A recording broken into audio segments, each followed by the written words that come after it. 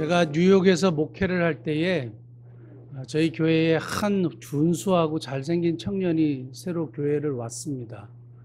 그래서 교회에 젊은 청년이 오니까 너무 좋아가지고 이제 인사하고 이제 매주 교회를 나오는 걸 보고 참 기특하게 생각을 했는데, 어느 날은 교회를 빠졌어요. 그래가지고 무슨 일이 있나 보다. 그 다음 주에 또 오고, 근데 그 다음 주에 또 빠지는 거예요.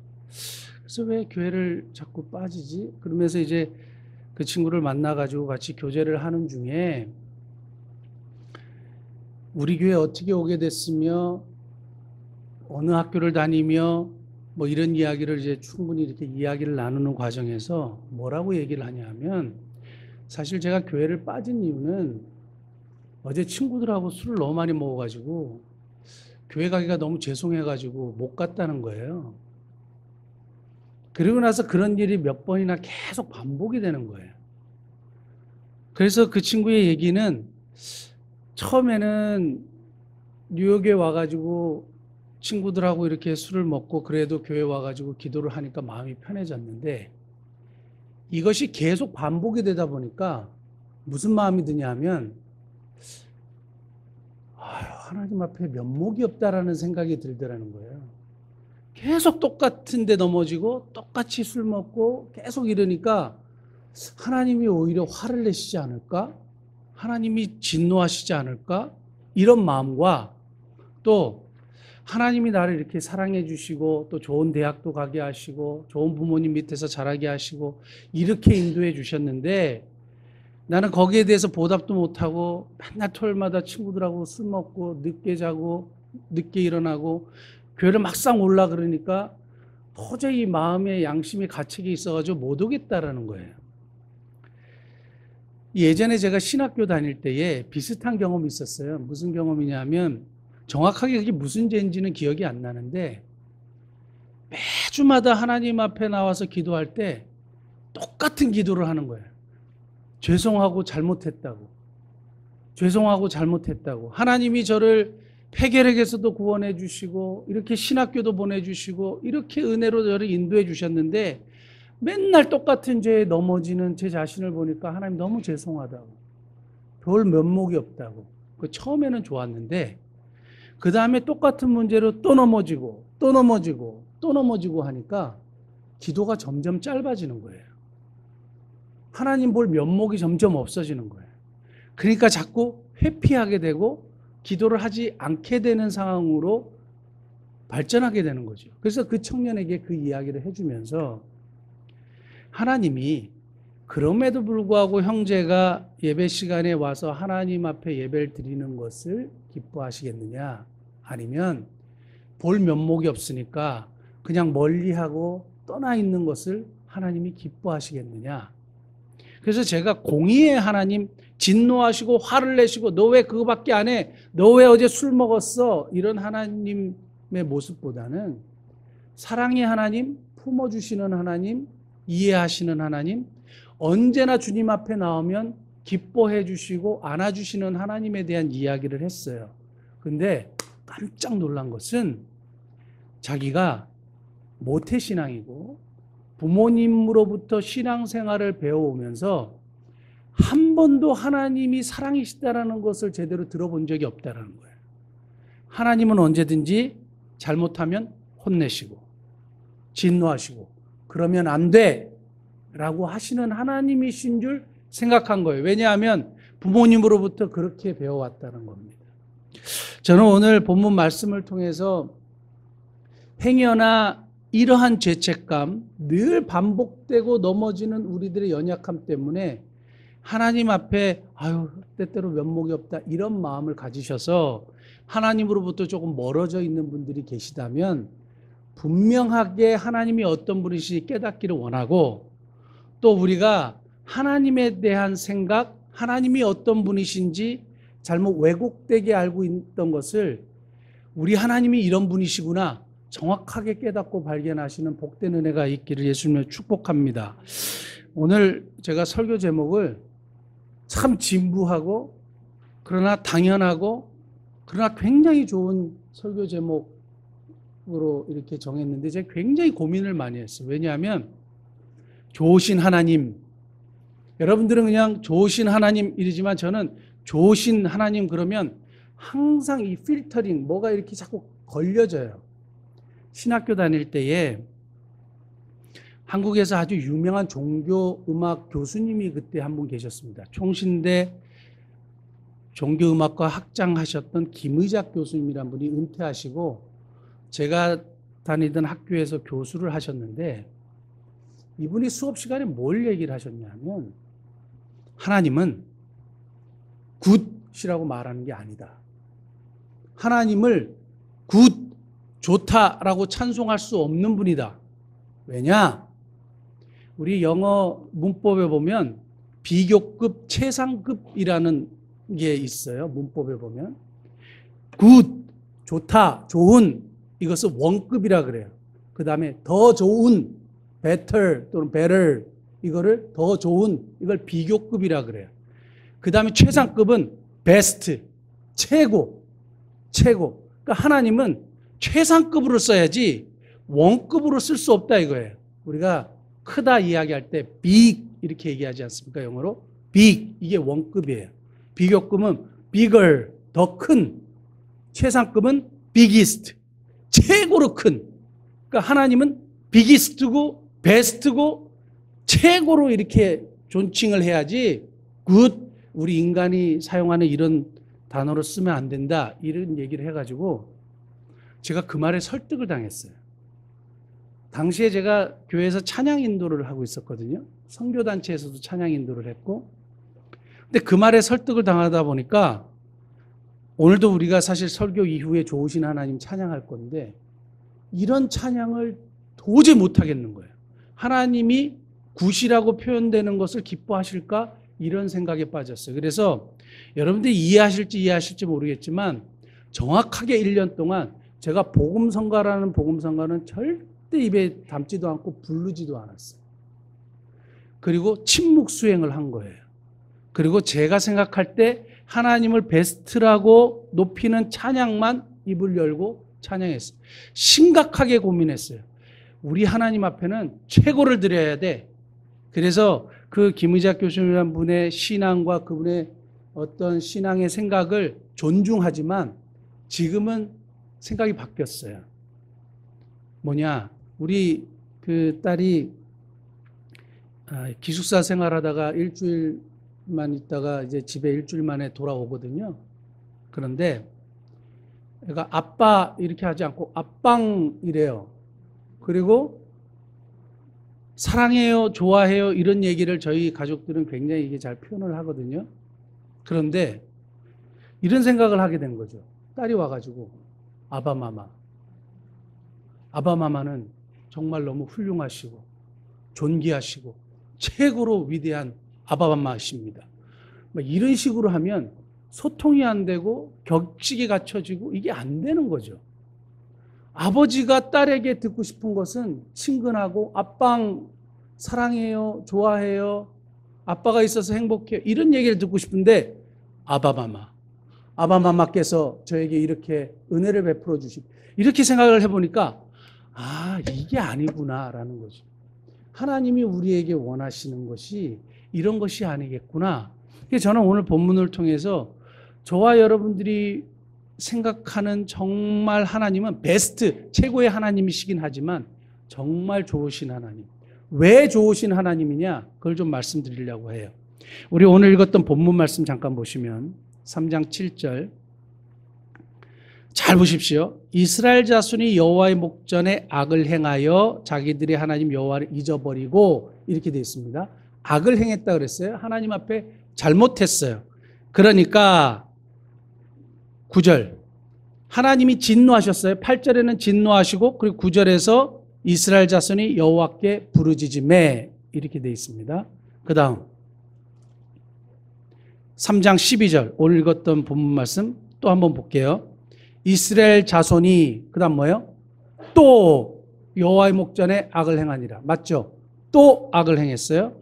그리고 나서 하나님이 진노하셨어요. 그리고 나서 15절 보세요. 이스라엘 자손이 여호와께 부르짖으매 여호와께 부르짖으매. 한 구절만 더 찾아볼게요. 6장 1절. 6장 1절. 여러분 펜이 있으시면 또라는 단어에다 동그라미를 치십시오. 6장 1절. 같이 한번 보겠습니다. 이스라엘 자손이 또 여호와의 목전에 악을 행하였으므로 여호와께서 7년 동안 그들을 미디안의 손에 넘겨주시니. 그 다음에 7절 보세요. 같이 볼게요. 이스라엘 자손이 미디안으로 말미암아 여호와께 부르짖었으므로. 이렇게 되어 있습니다. 사사기는 이스라엘의 암흑기라고 해서 300약 50년 동안 이스라엘 백성들이 하나님 앞에 또 악을 행하고 또 악을 행했을 때 하나님이 진노하셨어요. 안 되겠어 이 녀석들. 혼 좀 나야 되겠어 하고 진노하셨어요. 그러니까 그 진노하심, 다른 민족을 들어서 이스라엘 백성들을 어렵게 하니까 이스라엘 백성들이 너무 힘이 들어서 하나님께 부르짖었어요. 도와달라고. 그러니까 하나님이 구원해 주셨어요. 그래서 구원하고 나서 태평성대가 잠깐 이루어졌다가 이스라엘 백성들이 또 죄를 범했어요. 그러니까 하나님이 또 진노했어요. 그러니까 또 하나님 앞에 부르짖었어요. 그러니까 하나님이 또 구원해 주셨어요. 그러니까 또 태평성대가 잠깐 이루어지다가 이스라엘 백성이 또 죄를 범했어요. 이게 계속 반복되는 거죠. 그런데 제가 사사기를 처음부터 끝까지 다시 봤어요. 뭘 다시 봤느냐? 성경에 이스라엘 백성들이 죄를 범했을 때는 또라는 단어를 씁니다. 또 악을 행하고 또 악을 행하고 또 하나님을 떠나고 이렇게 돼 있는데 여호와께 부르짖었더라 할 때는 또라는 단어를 사용하지 않아요.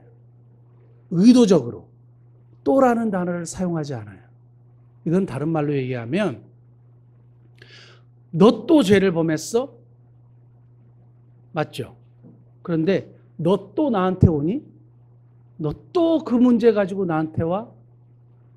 너 또 죄를 범했잖아.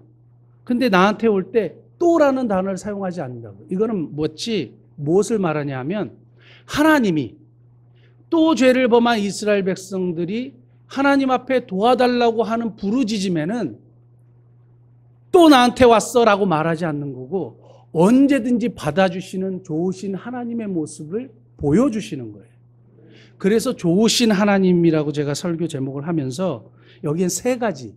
좋으신 하나님, 왜 좋으신 하나님이냐? 본문을 통해서 말씀드리고 싶은 것은 이거예요. 첫째, 언제나 환영하시는 하나님. 언제나 환영하시는 하나님. 또 죄를 범하고 또 반복되는 일을 하고 또 넘어지고 그래서 우리 애가 볼 때는 또 하나님을 찾아오지만 하나님은 너 또 왔어? 하지 않아요. 또 왔어? 너 무슨 면목으로 왔어? 말씀하시지 않는다고요. 그냥 환영해 주시는 거예요. 두 팔 벌렸어? 잘 왔어. 언제든지 잘 왔어. 언제든지 잘 왔어. 이렇게 말씀하시는 거예요. 우리 입장에서는 면목이 없고 막 이렇지만 하나님은 언제든지 환영해 주시는 겁니다. 제가 그 성경을 읽다가 이스라엘의 가장 악했던 왕을 누구로 뽑냐 하면 아합이라는 왕을 가장 악했던 왕으로 뽑아요. 그런데 아합이 수많은 하나님의 선지자들을 다 잡아서 죽였어요. 그리고 그 이스라엘 백성들 모든 사람들이 하나님을 떠나도록 하고 다른 신들 바알과 아세라를 섬기도록 그런 정책을 폈어요. 그래서 바알과 아세라를 섬기지 않으면 직장도 제대로 못 얻게 하고 이런 정책을 폈단 말이죠. 그러니까 먹고 살기 위해서 여호와의 신앙을 사람들이 어쩔 수 없이 버리게 된 거예요. 그렇게 하나님 앞에 악을 범했는데 엘리야가 어느 날 질책했어요. 당신 그러면 안 된다. 회개해야 된다고. 그랬어요. 한 번만 찾아볼게요. 열왕기상 21장. 열왕기상 21장 27절. 자, 스크린 보시면 엘리야가 책망했다 그러지 않았습니까? 아합이 이 모든 말씀을 들을 때 그의 옷을 찢고 굵은 배로 몸을 동이고 금식하고 굵은 배에 누우며 또 풀이 죽어 다니더라. 그 다음 여호와의 말씀이 디셋 사람 엘리야에게 임하여 이르시되 29절 같이 보겠습니다. 아합이 내 앞에 겸비함을 내가 보느냐 그가 내 앞에서 겸비함으로 내가 재앙을 저의 시대에 내리지 아니하고 그 아들의 시대에야 그의 집에 재앙을 내리라 하셨더라. 보세요. 아합은 진짜 나쁜 사람이에요. 진짜 나쁜 사람이에요. 하나님 보실 때에 우리가 볼 때도 참 나쁜 사람이에요. 그런데 아합이 딱 한 번 하나님 앞에 탁 무릎을 꿇으니까 하나님이 두 팔 벌려서 그냥 환영해 주시는 거예요. 뭐라고 얘기하신지 아세요? 아합이 내 앞에 겸비함을 보느냐? 그가 내 앞에서 겸비함으로 내가 재앙을 그의 시대에 내리지 않을게. 이렇게 말씀하셔요. 참 하나님은 우리가 볼 때는 이해할 수 없는 포용력과 우리가 이해할 수 없는 은혜가 있는 분이에요. 그냥 받아주시는 거 언제든지 환영해 주셔요.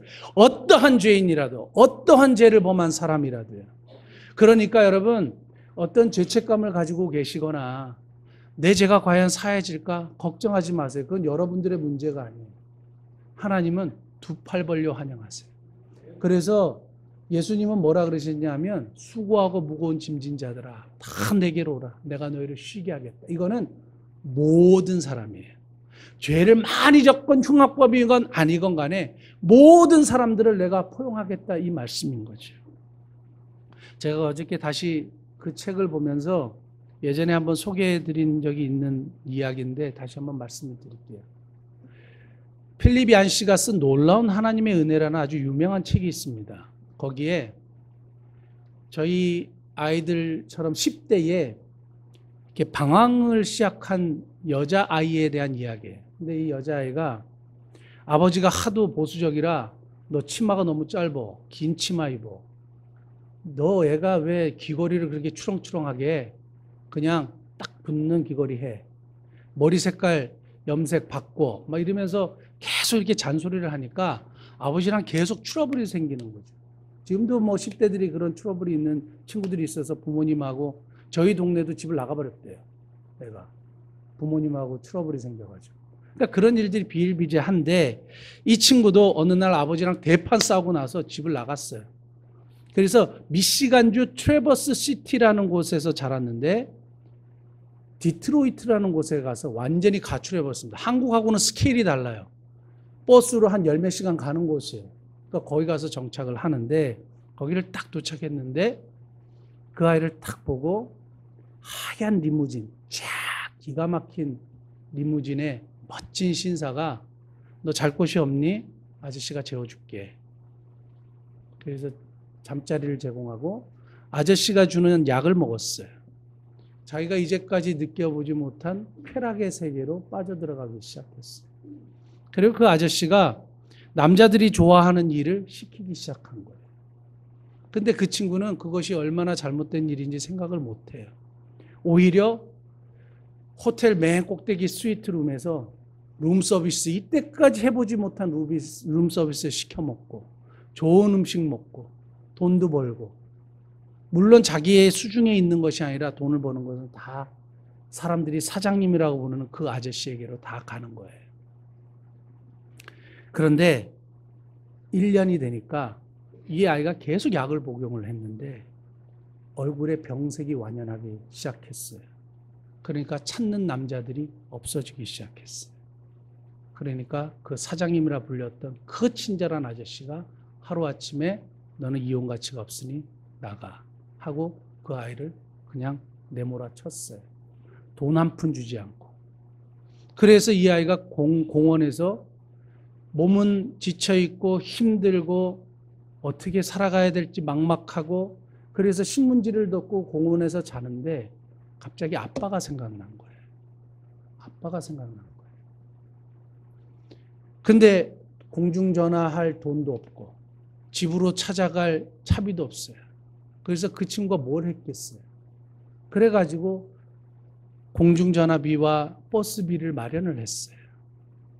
그러고 나서 아빠에게 용기를 내서 전화를 했어요. 정말 용기를 내서 전화를 했는데 아빠가 또 맞지를 않아요. 당시에는 앤서링 머신이라 그래가지고 메시지를 남겨주세요. 부재중인 메시지를 남겨주세요. 이렇게 울렸단 말입니다. 그러니까 딸이, 그 아이가 이렇게 얘기한 겁니다. 아빠, 제가 몇 월 며칠에 그 트래버스 시티 고속버스 터미널을 갈 텐데 만약에 아빠가 안 나오시면 저는 그냥 캐나다로 갈 거예요. 이제 그레이하운드 우리나라로 따지면 고속버스가 이렇게 트래버스 시티를 거쳐서 캐나다로 가는 버스였나 봐요. 캐나다로 가게 될 거예요. 그렇게 얘기를 했어요. 그리고 아빠가 꼭 나와 주셨으면 좋겠어요 하고 이제 전화를 끊었어요. 그러고 나서 이제 두려운 마음으로 그 버스를 이제 타게 된 거죠. 트래버스 시티 자신의 고향의 고속버스 터미널에 도착을 하는데 버스 운전기사가 이렇게 얘기합니다. 15분 정차하니까 15분 안에 들어오셔야 버스가 출발합니다.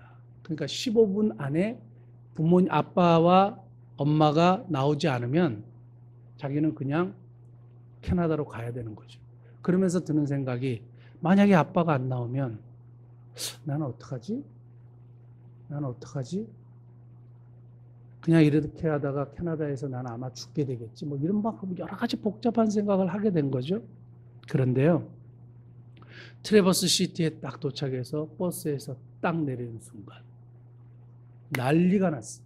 막 박수를 치는데 아빠, 엄마, 동생, 이모, 할머니, 온갖 일가 친척들이 버스 정상에 쫙 다 나와가지고 환영하는 팻말을 탁 들고 있는 거예요. 이 아이의 마음이 그 환영하는 자신들의 친척과 아빠를 보고 그냥 하염없이 눈물이 나는 거죠. 그래서 아빠가 저기서 이렇게 걸어올 때 아빠에게 안기면서 아빠 죄송해요라고 이야기하려고 그러는데 아빠가 지금 죄송할 시간이 어딨어. 빨리 집에 가자. 집에서 너를 위한 파티를 우리가 엄청나게 준비했으니까 빨리 가자. 이렇게 얘기한 거예요. 아빠는 딸이 돌아온 것을 그냥 환영한 거죠. 묻지 않았어요. 과거를 이야기하지 너 어떻게 그렇게 하고 왔니? 이러지 않았단 말이에요. 그러니까 우리 하나님은 언제나 환영하시는 하나님. 언제나 환영하시는 하나님. 그게 어떤 죄든 어떤 문제든 어떤 상황이든 상관없어요. 그냥 하나님 앞에 오시면 하나님은 언제나 환영하시는 하나님. 두 번째. 오늘 본문 말씀 또라는 단어를 사용하시지 않는 이것을 통해서 하나님은 정죄하시지 않으시는 하나님이에요.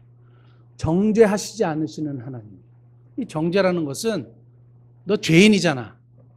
너 나쁜 애잖아. 너 그런 일을 했잖아. 이렇게 얘기하는 걸 정죄라고 얘기해요. 정죄라고 얘기하는데 오늘 하나님은 또 그들이 여호와 앞에서 악을 행하여 하는데 하나님 앞에서 부르짖었다고 얘기할 때는 또 부르짖음으로 말하지 않아요. 또 부르짖음으로 말하지 않아요. 너 무슨 염치로 또 나한테 도움을 요청하니? 너 또 나한테 무슨 도움을 요청하니? 라고 정죄하시지 않는다 이 말이에요. 로마서 8장 1절 말씀 한 번만 볼까요? 로마서 8장 1절 말씀. 제가 아까 그 죄책감에 굉장히 시달리고 있을 때 이 성경 말씀 한 구절로 저는 모든 죄책감에서 해방돼 버렸어요. 8장 1절 같이 읽겠습니다. 그러므로 이제 그리스도 예수 안에 있는 자에게는 결코 정죄함이 없나니 아멘. 자, 8장 33절 한번 볼게요. 8장 33절. 같이 읽겠습니다. 누가 능히 하나님께서 택하신 자들을 고발하리요 의롭다 하시는 이는 하나님이시니 34절.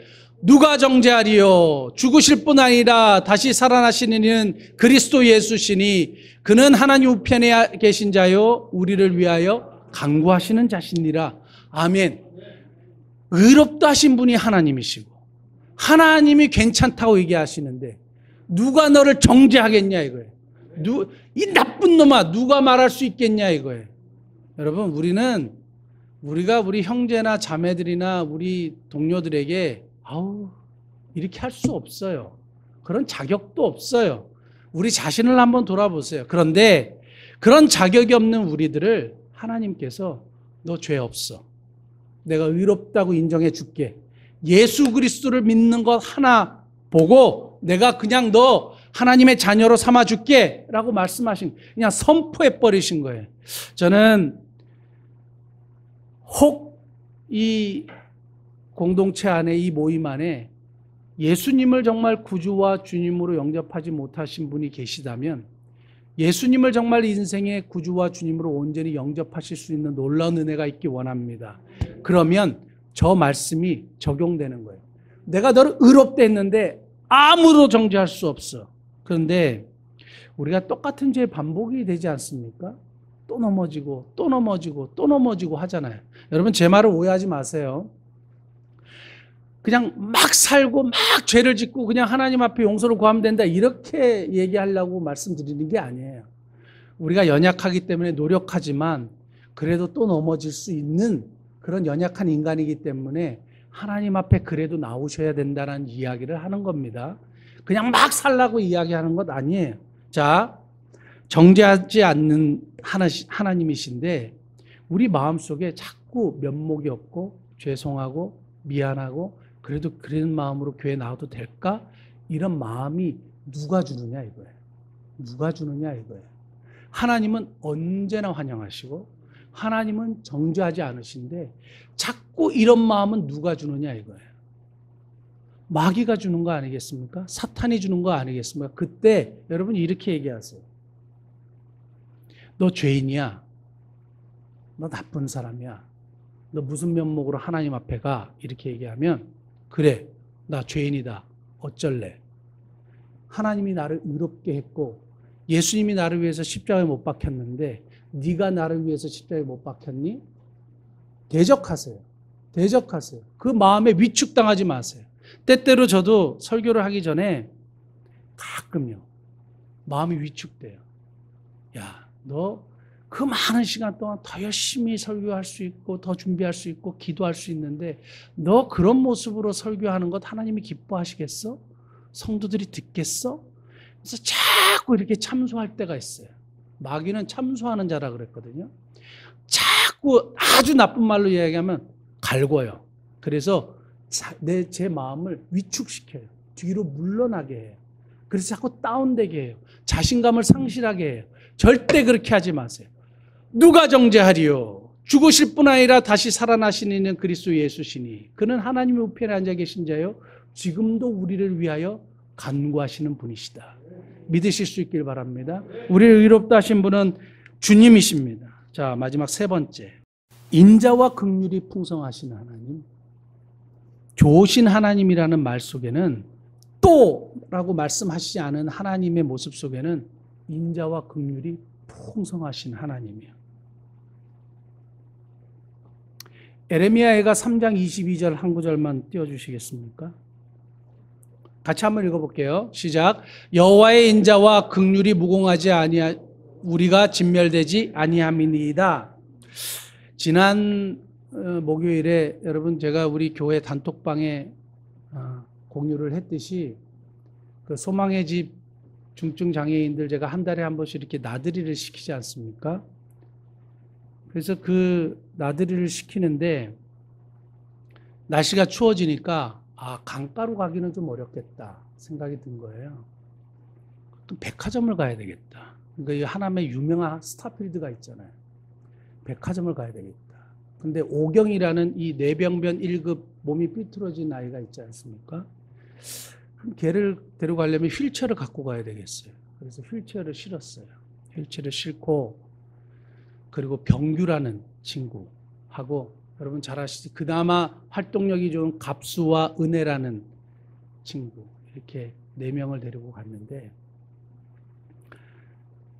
그 지하 3층에다 주차를 하고 이 4명을 데리고 지하 3층 엘리베이터에 딱 들어서는 순간에 병규가 엘리베이터 안에 들어가더니